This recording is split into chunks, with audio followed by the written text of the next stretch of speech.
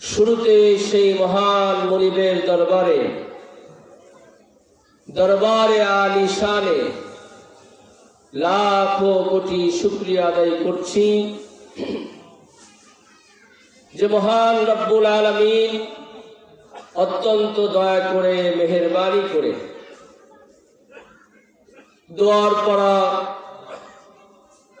ফুরকানিয়া মাদ্রাসার এই ময়দানে কোরআন শোনার জন্য, কোরআন বলার জন্য এক মুবারক জলসার আয়োজন করেছেন।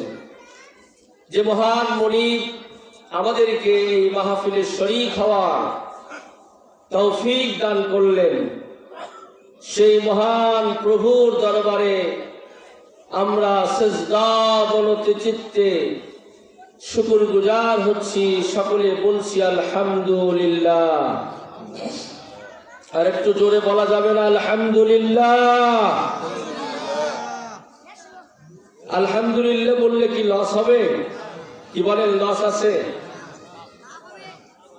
তামলাউল মিজান, নবীজি বলেছেন যারা বলবে আলহামদুলিল্লাহ তাদের মিজানের পাল্লাকে নেকি দিয়ে ভরে দেওয়া হবে। বলি আল্লাহু আকবার। সবাই একটু দিলের কান দিয়ে আমার দিকে, মানুষ তো অল্প, আশা করছি অনেক মানুষ হবে, কিন্তু আমি তো বক্তা তৃতীয়, তাই না? যার জন্য করে একটু বিক্ষিপ্ত ভাবে আপনারা বসেছেন। আমার বিশ্বাস যে মোবারক মাহফিল যারা আয়োজন করেছেন, এলাকাবাসী, যুবকেরা, মুরব্বীরা, এই মাহফিলটা ইসলামী জলসা। কিসের জলসা ভাই? এই ইসলামী জলসায় বসতে পারা, এই মাহফিলে শরীক হওয়া কিসমতের ব্যাপার। কিসের ব্যাপার বলেন?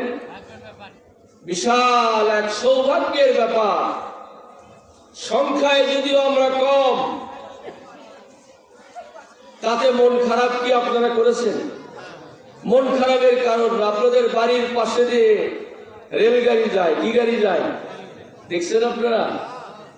রেলগাড়ি দুইটা চাকার উপর দিয়ে যায়। কয়টা চাকা? নাকি দুইটা লাইনের উপর দিয়ে যায়। চাকা তো অনেকগুলো, তাই না? এই দুই লাইন যদি একটু ছোট হয়ে যায় অথবা একটু বড় হয়ে যায়, ওসার হয়ে যায়, বলেন তো রেলগাড়িটা কি গন্তব্যে যেতে পারবে? এই পৃথিবীর মানুষগুলি জান্নাত নামক সেই বাড়িতে যদি রিটার্ন করতে চায়, যেই বাড়িতে আমাদের আদি পিতা আদম আলাইহিস সালাম ছিলেন। কে ছিলেন বলেন? আমাদের আদি বাড়ি কোথায়? আদি বাড়ি কথা একটু খেয়াল করবেন।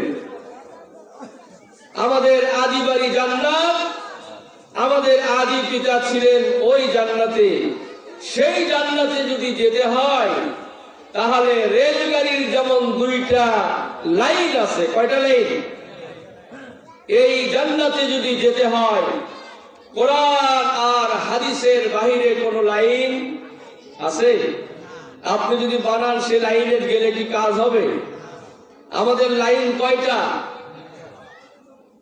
আল্লাহর নবী, দোজাহানের বাদশা, বিশ্ব নবী মুহাম্মদুর রাসূলুল্লাহ, সকলে বলেন সাল্লাল্লাহু আলাইহি ওয়াসাল্লাম। নবীজি তার পাক জবানে ঘোষণা করেছেন, আমার উম্মতেরা, তোমাদের জন্য দুইটি জিনিস রেখে আসলাম। কয়টা জিনিস? একটার নাম কোরআন আর একটার নাম হাদিস। জোরে কোন আল্লাহু আকবার। আমি তার নাম রেখেছি। ওই জান্নাতের বাড়িতে যদি যেতে হয়, যেমন রেলগাড়ি দুইটা লাইন ছাড়া চলতে পারে না, যদি একটু ওসার কমে যায়, একটু ওসার বেশি হয়ে যায়, আমার ভাইরা বলুন তো, রেলগাড়ি যত সুন্দর হোক, যত ইঞ্জিন যত ভালো হোক, রেলগাড়িটা কি তার গন্তব্যে যেতে পারবে নাকি? মুসলমান, খোদার কসম করে বলি, এই পৃথিবীতে আমরা এসেছি জান্নাত থেকে। আমাদের আদি পিতা ওই জান্নাতে ছিলেন, সেখান থেকে আমাদেরকে কিছু দায়িত্ব দিয়ে এই পৃথিবীতে পাঠানো হয়েছে। জান্নাতের বাড়িতে যদি আমরা যেতে চাই, লাইন কয়টা ভাই? কয়টা? কোরআন এর বাহিরে কিছু আছে? বাহিরে যদি কিছু আমরা বানাই সেটা কি ঠিক হবে? কোরআন আর হাদিস, এর সাথে সহিহ হাদিস। কি সহিহ হাদিস কথাটা একটু যোগ করে দেই। আমাদের লাইন হলো দুইটা, একটা কোরআন আর একটা, এই কোরআন থেকে কথা হবে, শুনতে রাজি আছেন? এই কোরআনে মানুষের জিল্লতি আর সফলতার বর্ণনা দেওয়া হয়েছে, ঠিক না ঠিক? কিসে আপনি জিল্লতি হবেন আর কিসে আপনি হবেন সফলতা, তার বর্ণনা আছে কোথায়? জোরে বলেন কোথায়? এমন এক মাহফিল শুনতে আসার সুযোগ আর এই গ্রামবাসী আয়োজন করেছে।